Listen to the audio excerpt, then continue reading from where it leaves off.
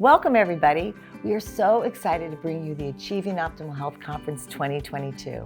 The world has really changed since the days we started at Georgetown University, and we loved being in person. It was so much fun, but this amazing new format has allowed us to reach so many more people. Today, as we do every October, we gather to bring you inspiring talks from experts in the field of mindfulness, nutrition, integrative medicine, movement, and the environment around us. It's so good to be back for our 12th annual Achieving Optimal Health Conference. I just love this event. It was a joy to put it on when we were in person, but it's become a new kind of fun to create this virtual event for the third year in a row. And this year, let's start by sharing a little bit about who we are. Oh, I think that's a really good idea. We really haven't shared our personal stories with everybody. Doro, you start. Okay. For me, it started back in childhood. You know, I have 4 brothers, and I'm the youngest. Starting with my grandfather, my family has been in the public eye for generations, and I just sort of grew up with that. As most of you know, Doro experienced history from a front row seat. Doro holds the distinction of being the only living sister and daughter of a president. George W. Bush is her brother. Mm-hmm. Her father is George H.W. Bush, and her mother was Barbara Bush. It's fascinating, this juxtaposition, your family's focus on politics, and now your focus on mindfulness. I know you might not think mindfulness and politics go hand in hand, but mindfulness really was a lifesaver for me. Living in the public eye, as you can imagine, there was a lot of stress involved in political life. It's always been harder on the family than on the candidate. While they're focused on their mission, we're reading and worrying about everything. But the seeds of needing mindfulness were planted when I was a little girl, like around 3 or 4 years old. Growing up with 4 older brothers was almost as stressful as political life. Yeah, they weren't just regular kind of low-key kind of guys, right? No, but it was my brother Marvin, who actually no one's probably heard of, in fact, who taught me the importance of stress reduction at a very young age and continued to teach me throughout my teens. And don't be fooled by how innocent he looks as a boy. It really all began when I was in preschool. On a day my mom went out to do errands. My mom, and Tricia remembers this, was a prolific needle pointer. And she had left her scissors and her materials in a bag by the couch. Well, my brother Marvin decided to fish the scissors out of her bag and cut off most of my hair. And this, my friends, was the beginning, at least in my recollection, of years of anxious moments growing up with 4 older brothers and one in particular. And thus my interest in mindfulness. So mindfulness came into your life in an unexpected way. Mm-hmm. And who would have ever thought or guessed that those seeds that were planted so early on in your childhood were the seeds that started BB&R, Bright, Bold, and Real? Right, just about 20 years ago. Yeah. Doro and I met when we were in our early 30s through our husbands who were brothers and best friends. Doro married Bobby, my husband's Danny's younger brother, and then Doro and I grew to become family. Yes, I was so excited to have a sister. Yeah, after living with 4 brothers, I guess so. And for those years, as we grew from young mothers until now, we really bonded over so many experiences, life experiences, and we really are able to lean on each other. It was so special that our kids got to grow up together as we were finding our way as parents. There wasn't a lot of information on things like nutrition. Right. We were drinking things like Tang. Yeah, and serving them to our children. Right, because the astronauts drank it. Of course. But we started to change when you, Tricia, decided to become a health coach. And I ended up becoming your first student. Right. I hate to say it, but I think we might have been poisoning our children. I think that was a real possibility, for sure. I distinctly remember the particular weekend during my training when I found out why it wasn't such a good idea for us to be running Gatorade to the kids when they were playing soccer. it was just unbelievable when that moment came into my mind. And so enter coconut water. Right.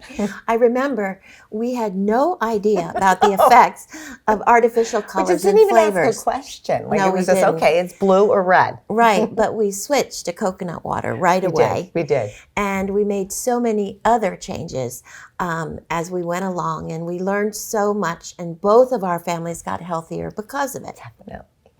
It started with changing foods, but mindset and environment became huge topics that quickly became what we knew were areas we had to explore. Right, and we knew intuitively that being in nature just made us feel better. We walked together every day after dropping our kids off at school. We talked through our parenting challenges, and there were many. And we started forming ideas for ways we wanted to make a difference in the world. That's right.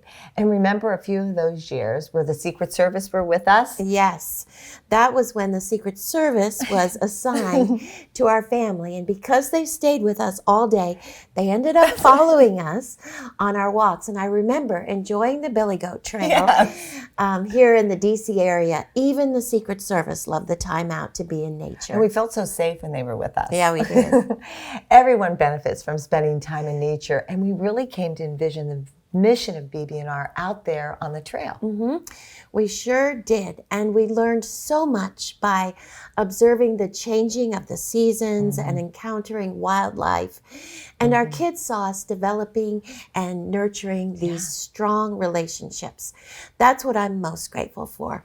I consider it my greatest achievement that my daughter is a better parent than I am. And it all started with coconut water and nature walks. And that's because you sought out information and brought it back to us, Tricia. Well, thank you. That's very kind of you. It's been an honor and a privilege, really, that we've been able to build BB&R and have all of you with us while we did this. So many people and organizations have made us what we are today. Over the years, we've come to know that holistic health requires feeding all aspects of ourselves, mind, body, and spirit.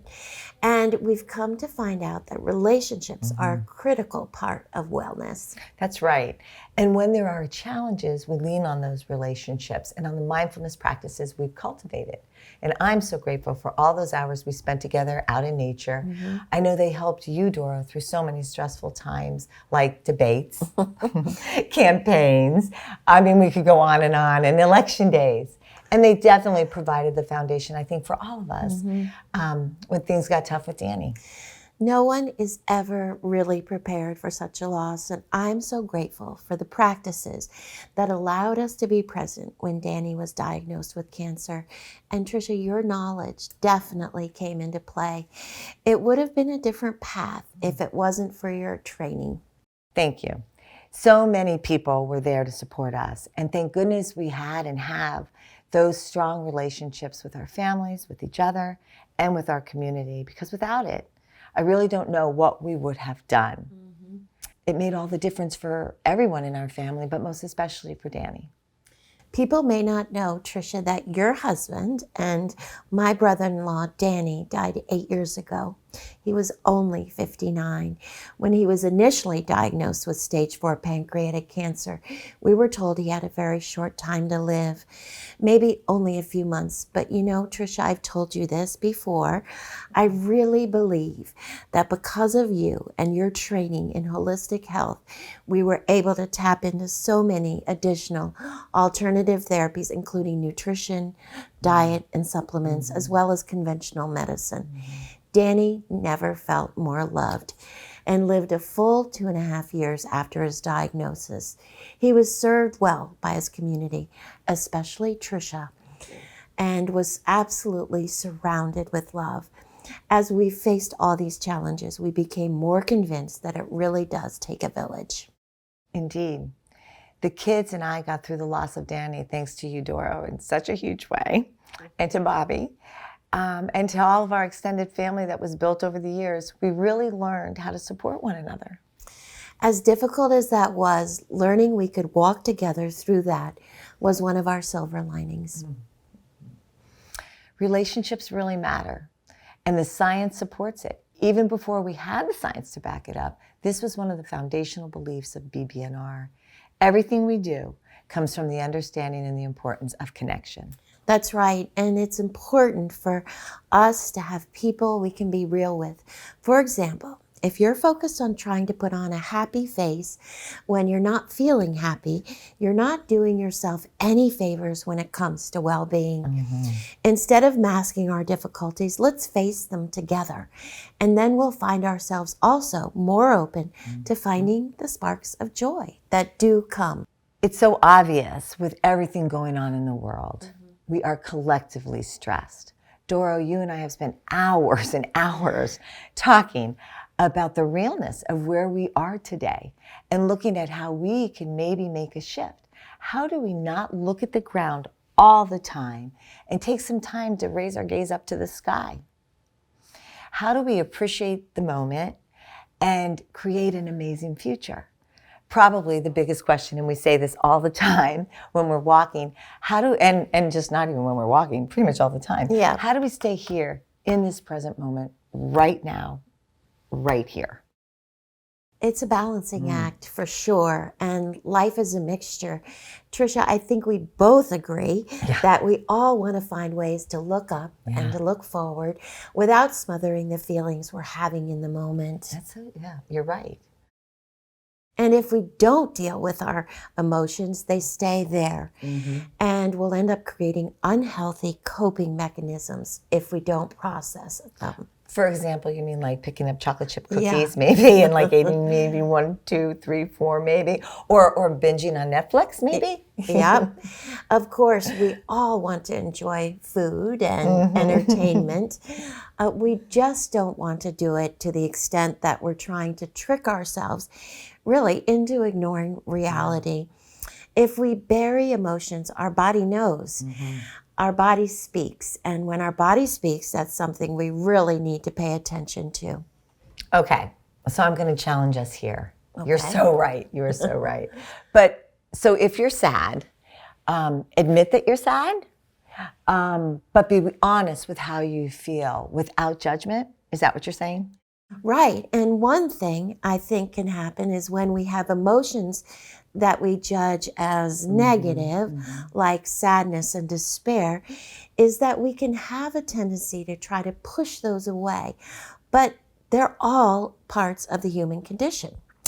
If we don't let ourselves exist in that space with those emotions, we can never truly experience joy either.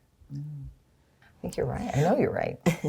Well, it's important not to wallow in sadness or keep telling ourselves negative messages.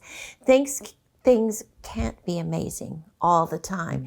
In fact, we can most profoundly appreciate beauty and joy when they jump out at us because we've been in a difficult place. I think what we want to convey is the importance of learning to face and embrace the full spectrum of human emotion. Learning to feel our feelings rather than judge them or hide them, while remaining open to the glimmers of joy that rise to the surface. Exactly. That's what life is, the fullness of life. All of its ups and downs, darks and lights. Otherwise, you're not living in reality. And that creates disconnection. Disconnection from our body, our intuition, and from others. When we aren't listening to our inner wisdom, we can get off balance. We have learned that being able to authentically connect to others is so important, not only for happiness, but for our health. We all experience stress differently because remember, there is no stress. It's just our reaction to situations. Yep. The path forward is to tune into yourself, even if it's hard, even if it's work. As we become more aware of our inner truth, we can act with compassion and patience for those around us. You know, you can be surrounded by people and still feel disconnected and lonely and alone. But today, just for this moment, we want all of us to remember we really are in this thing called life together. Dora and I love our work and what we do because at its center, it's about people and connection. And that gives us both great joy. And that's why it's so much fun doing these conferences. It's so much fun. And this year we'll be diving deep into feeling the connection to nature and all other beings that share this earth. We can't wait to explore this with you. All right, So let's get ready for the day. Today is going to be, again, all about learning to take care of ourselves, how to build a healthy community, mind, body, spirit, and the environment. First up this morning will be Kristen Kirkpatrick. She's back again this year, and it wouldn't be an Achieving Optimal Health conference without Kristen. This year, again, she's addressing something really very important and timely. She'll be talking about nutritional psychology, where she'll teach us how our food choices can make or break our mental well-being. Also back with us this year is Dr. Tracy Freeman, BB&R's own Chief Medical Officer. Lots of people are talking about this topic and asking us lots of questions. So we're excited to have her talking about inflammation. She calls it the body's alarm system and will give us strategies to calm it. We are thrilled to have Amanda Haas with us today. Amanda combines over 25 years in professional culinary arts with real-life family cooking experience. We absolutely love Amanda. She's the author of multiple cookbooks and her own cooking broadcast. Today, she's going to walk us through how to prepare a gorgeous, healthy lunch. Julie Fouché, MD, MS, is a 4-time CrossFit Games athlete and a board-certified physician with a master's in nutrition, specializing in integrative medicine. Today, Dr. Fouché is going to talk about what she's learned about the root causes of disease and how to address them to create your optimal health. We're very honored today to have with us Cliff Smith, EY's mindfulness leader. Cliff is such a fascinating, kind person. He brings mindfulness down to earth, and he explains it all in his book, Mindfulness Without the Bells and Bees, which he is going to talk to us about today. His program has introduced mindfulness to so many people at Ernst & Young and in the corporate world. You're really going to love his talk. Dr. Aviva Ram, so many of you are fans of hers, as are we. She is one of the foremost functional medicine doctors and a true advocate for women's health. She combines her years of being a midwife and her background in herbalism with her training as a medical doctor. She has a really interesting lens, and today she delves into one of the most common issues, leaky gut and dysbiosis. We're so excited for this conversation. And finally, in our closing talk today, Doro and I will introduce all of you to wildlife technician Taylor Bland, a young new conservationist who's going to be talking about biodiversity. In her work at the Yellowstone Wolf Project, she has seen firsthand how humans have impacted the environment and will address the synergy of all species. There is nothing that affects our planet that doesn't affect our bodies. That's right. It's all connected. And so we're excited this year to broaden our understanding of health and wellness to include the importance of earth, water, and sky.